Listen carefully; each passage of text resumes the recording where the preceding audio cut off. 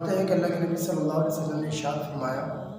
कि जो शख्स पाँचों नमाज़ों की मिसाल ऐसी है जैसे किसी शख्स के दरवाज़े के सामने कोई नहर जारी हो, कोई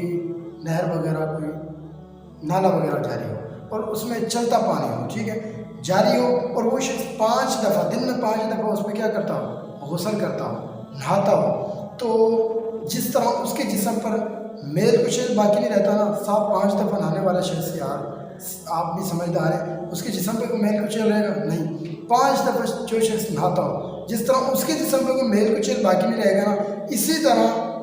5 नमाज़ों जो 5 वक़्त की नमाज़ अदा करता है ना, उसके नामाए अमाल में भी कोई बुराइयाँ बाकी नहीं रहेंगी। तो अल्लाह के नबी सल्लल्लाहु अलैहि वसल्लम की जो इस हदीस है, इस हदीस का मतलब भी यही है कि 5 वक़्त का नमाज अदा करने वाला शख्स